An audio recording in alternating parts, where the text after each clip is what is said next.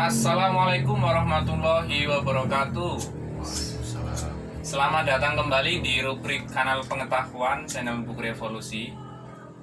Kali ini kita akan membahas sebuah topik yang kiranya masih relevan dengan situasi dan kondisi yang sedang kita alami bersama-sama, yaitu mengenai wabah pandemi COVID-19 ya. Pada kesempatan kali ini kita berbicara mengenai topik intelektual, media, dan bias informasi. Bersama saya sudah hadir Mbah Atar, salah satu pengamat klinik yang tinggal di lereng Gunung Merapi, akan menjadi narasumber pada kesempatan kali ini. Mbah Atar, kabarnya sehat? Alhamdulillah, Bu. Mungkin langsung saja ya Mbak Atar, ada beberapa pertanyaan yang mungkin perlu kita bicarakan dalam kesempatan kali ini. Yang pertama adalah, kita ketahui bersama bahwasanya dalam perkembangan ataupun situasi wabah yang masih berkepanjangan ini, kerap kali kita mendapatkan informasi dalam berbagai platform media sosial yang nyatanya memang sangat begitu bias, perbedaan antara media satu dengan yang lain, dan bahkan ada keterlibatan intelektual dalam kehadiran bias media ataupun perbedaan informasi yang ada di dalam realitas itu sendiri. Kira-kira menurut Mbak Atar, melihat realitas seperti itu, pandangannya bagaimana? Iya, Bung. Jadi awal pandemi kan di Indonesia ini kan awal tahun 2020 ya. Jadi saya kan juga sebagai masyarakat desa. Di masyarakat desa ada beberapa hal yang memang saya amati langsung di secara realitas di masyarakat. Yang kedua melalui media sosial terkini, misal Facebook, Twitter, Instagram, dan segala macam. Jadi memang sejak awal itu bahkan adanya pandemi itu sudah menjadi perdebatan di masyarakat. Ada kebingungan yang terjadi. Jadi ada yang maido kalau memakai bahasa Jawa. Jadi ada yang meremehkan adanya corona itu enggak ada. Corona itu cuma buatan pihak-pihak yang memang ingin membuat kegaduhan di Indonesia. Tapi di sisi lain memang bagi masyarakat yang selalu update informasi, bahkan menjadi ketakutan sendiri yang ada di masyarakat. Jadi ada sebuah sikap proteksi diri yang kadang berlebihan. Nah, yang saya amati mengapa hal itu terjadi, karena yang pertama memang sejak awal pemerintah kita itu memang tidak punya sikap tegas terhadap pandemi yang ada, terutama ketika sejak di Wuhan itu meletus ya kasus, lalu di beberapa negara Italia itu belum sampai ke Indonesia pun tidak ada sikap yang tegas. Yang kedua, tidak ada informasi yang memang benar-benar bisa menjangkau kalangan masyarakat, terutama sampai masyarakat desa di sekitar saya. Nah, selain itu pula muncul teori-teori konspirasi dari beberapa tokoh yang memang dia itu tokoh-tokoh populer yang memang bisa punya pengaruh di masyarakat, terutama selebritis, artis. Kalau yang sekarang sedang viral kan si Igede Ari Astina itu kan, si Jering SID. Sejak awal kan dia itu getol bahwa corona, terus covid, pandemi itu adalah sebuah konspirasi. Jadi Dari elit global ya, sebenarnya. Dari elit global gitulah. Selain itu kan ada Busman, ada Osman Mardigu, itu juga ada beberapa tokoh Anji itu yang memang seakan-akan dalam tanda kutip meremehkan adanya corona itu sendiri. Tapi sedangkan sudah muncul puluhan, banyak, bahkan setiap hari itu ada bukan karyawan tapi tenaga medis itu yang tumbang gitu, yang wafat karena ada di garda depan. Karena awal-awal corona itu memang Indonesia juga sedang kisruh di kalangan bawah. Yang kedua ada lockdown. Nah, ada lockdown lokal gitu loh. Ketika setiap daerah bahkan sampai perkampungan itu sempat menutup gerbang masuk desa dengan ketat, lalu ada penyemprotan disinfektan bahkan sampai beberapa hari dimanapun itu, lalu ada semacam pendataan gitu loh, pendataan ketika ada orang masuk, ada kurir masuk, ada jasa pelayanan antar pesan barang itu masuk, itu ketat banget ya. Jadi memang sejak awal masyarakat kita itu memang sudah bingung gitu, karena memang nggak ada informasi ya, atau bahkan nggak ada forum atau sumber media yang punya beberapa referensi cara pandang kita menghadapi COVID itu sendiri. Begitu kalau menurutku. Iya, saya menarik secara garis besar ya. Kita Baatar banyak menyampaikan terkait mengenai regulasi dan keberadaan intelektual ya, baik itu akademisi, kemudian cendekiawan, peneliti, dan praktisi, dan tentunya adalah para ahli ketika menghadapi situasi pandemi ini. Jadi secara umum memang ketika kita melihat dalam realitas tidak ada sebuah regulasi yang jelas, katakanlah ketika dalam konsensus keberadaan negara itu menghadapi wabah pandemi ini. Artinya memang kita dihadapkan pada sebuah dilema ya. Misalkan ini adalah perkara mengenai kesehatan ya. Ada yang bilang kesehatan lebih utama, kemudian ada yang kelompok lain itu berbicara mengenai ekonomi yang lebih utama begitu ya. Artinya memang dalam banyak kalangan intelektual katakanlah juga melahirkan perdebatan yang itu enggak selesai begitu ya, yang justru berakhir pada perdebatan kusir begitu ya. Nah, kiranya mungkin kita perlu menilik bagaimana keberadaan intelektual ya dalam hal ini adalah kita berbicara bagaimana keterlibatannya katakanlah sebagai bagian dari kelompok masyarakat ya, yang artinya ketika menilik apa yang diucapkan Mbak Atar tadi, banyak masyarakat kalangan bawah itu serba bingung menghadapi berbagai bias informasi dan simpang siur mengenai regulasi, peraturan dan lain sebagainya. Kira-kira gambaran terkait mengenai intelektual di kalangan realitas dari atas sampai bawah menurut Mbak Atar sendiri bagaimana? Nah, kalau itu nyambung sebenarnya. Kalau tadi kan, jadi saya ambil contoh pada awal-awal corona kan pernah ada hoax mengenai penyebaran corona itu lewat rokok. Benar. Nah, yang terjadi di masyarakat itu orang perokok sangat hati-hati untuk membeli rokok. Bahkan ada merek dari kan ada PT Sampurna itu kan pernah karyawannya itu kan pernah ada yang positif gitu. Iya, dan beberapa karyawan terkena positif. Itu pun ada anggapan, ada isu mengenai hoax soal penyebaran lewat rokok Sampurna.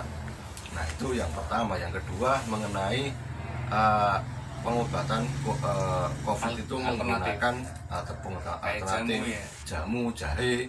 Bahkan beberapa desa di kabupaten saya itu ada program mandiri gitu loh. Jadi memborong jahe, memborong kunyit segala macam. Terus selain itu ada kalung gitu loh, ada kalung anti corona. Bahkan belum lama ini juga dari Kementan juga merilis kalung anti corona. Nah,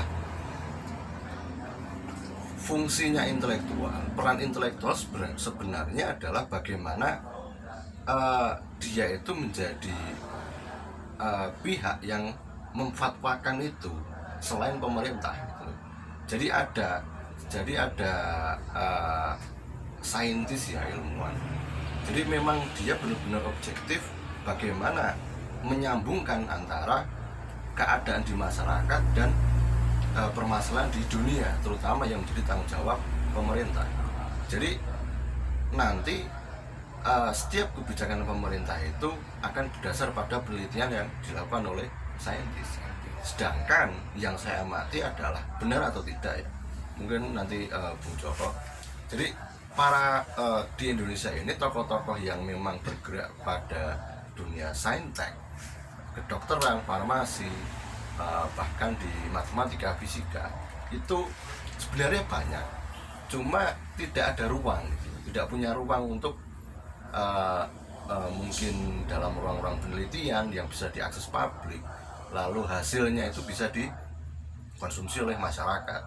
Jadi misalkan ada obat obat anti corona dengan jahe segala macam, yang seharusnya berbicara adalah para ahli farmasi, gitu. Para farmasi, para dokter-dokter, ahli pengobatan, gitu.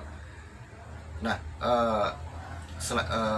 maka peran para intelektual, para peneliti, para ilmuwan itu adalah bagaimana bisa menyambungkan antara bagaimana pemerintah itu membuat kebijakan yang akan dilakukan oleh rakyat. Begitupun dengan kondisi di masyarakat, apapun yang terjadi, entah itu di bidang sosial, masyarakat, ekonomi, lalu di bidang kesehatan, itu dirumuskan, diteliti, lalu untuk sebagai bahan kebijakan. Nah, kita sejak awal pandemi itu nggak ada seperti itu. Maka ada miskomunikasi yang lahir dalam realitas masyarakat. Yang lahir dan itu. Maka yang terjadi adalah masyarakat itu sudah nggak percaya lagi sama pemerintah karena kebijakannya nggak banyak yang nggak menyasar. Mungkin itu. Ya, barangkali ini senada dengan apa yang digagas oleh Tom Nichols ya dalam bukunya yang berjudulkan Matinya Kepakaran itu ya, yang diterjemahkan oleh Gramedia kalau tidak salah tahun 2018. Jadi memang dalam sebuah pemerintahan ya, ada beberapa relasi-relasi penting, terutama memang dalam sistem demokrasi ini. Nah, yang mungkin ini juga wabah matinya kepakaran ini juga mulai memberikan ancaman dalam konteks kehidupan negara Indonesia begitu ya. Ada relasi bahwasanya di dalam suatu negara, dalam sebuah sistem demokrasi itu landasan utamanya adalah sebuah kepercayaan. Nah, kepercayaan yang dimaksudkan adalah di sana ada pakar, kemudian di sana ada stakeholder atau dalam hal ini adalah aktor-aktor politik ya, misalkan DPR, pemerintah dan lain sebagainya, kemudian ada masyarakat. Nah, fungsi dari pakar atau dalam hal ini adalah para ilmuwan begitu, saintis dan lain sebagainya itu kan memberikan sebuah masukan yang nantinya harapannya itu dijadikan sebuah legitimasi ataupun regulasi yang nanti berimplikasi pada kebutuhan sosial masyarakat. Nah, berarti ketika kita melihat realitas tadi, berarti ada sebuah ketidakpercayaan yang muncul, katakanlah masyarakat kepada pemerintah, atau mungkin di satu sisi pemerintah juga mengabaikan misalkan pandangan-pandangan para ahli di bidang-bidang tertentu yang terkait mengenai pandemi ini, tidak mempertimbangkan apa yang menjadi masukan dari pakar begitu ya. Artinya memang ketidakpercayaan ini tentu saja menjadi sebuah penyakit dalam sistem demokrasi yang itu bisa saja kalau menurut Nichols itu akan menyebabkan sebuah otoritarianisme di dalam sebuah negara. Nah, pertanyaan ketiga mungkin ini terkait mengenai tantangan-tantangan ya. Ketika kita merujuk pada konsep perkembangan ilmu pengetahuan, memang di satu sisi kita dihadapkan pada ketidakpercayaan antar lembaga-lembaga yang menyusun di dalam demokrasi ya, struktur yang ada di demokrasi tadi. Kita juga dihadapkan pada keberadaan ancaman ilmu pengetahuan itu sendiri ya. Dalam hal ini kita masuk dalam katakanlah abad ke-21, kemudian kita berada di era pasca kebenaran ya. Kemudian banyak simpang siur yang menjadi ancaman ilmu pengetahuan itu seperti berita bohong ataupun hoax, kemudian sains yang bersifat semu ataupun pseudosains, ataupun bahkan isu-isu mengenai mistisme, kemudian takhayul yang itu dibungkus dengan sains.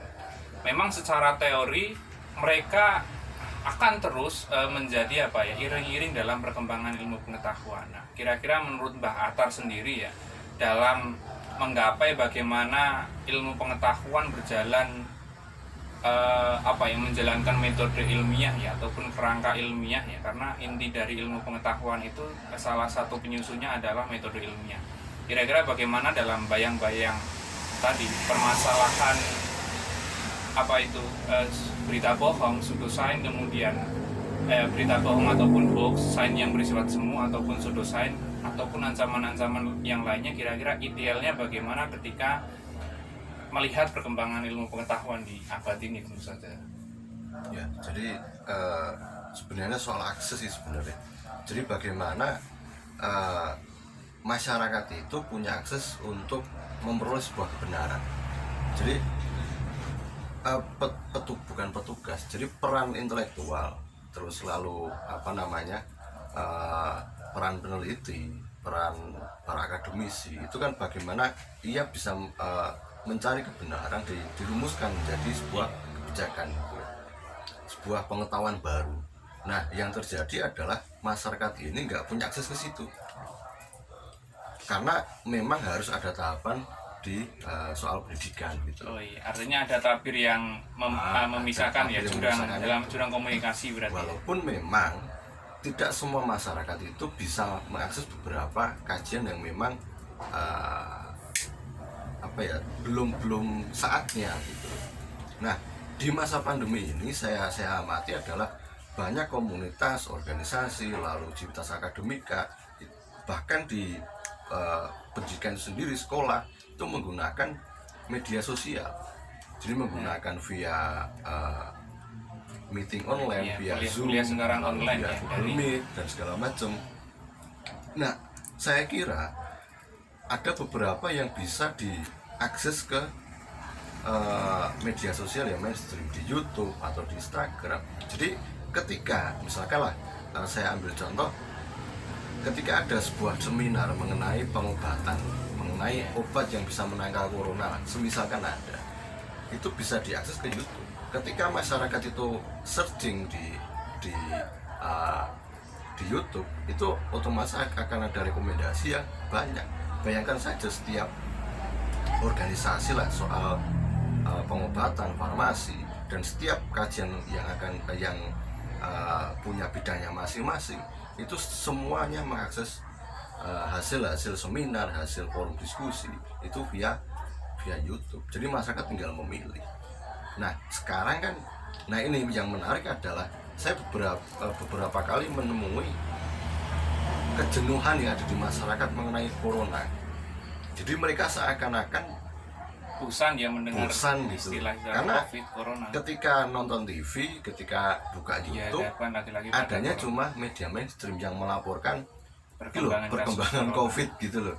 Nggak ada beberapa sudut pandang mengenai pandemi ini, mengenai beberapa informasi yang lain gitu. Di televisi dimanapun sama.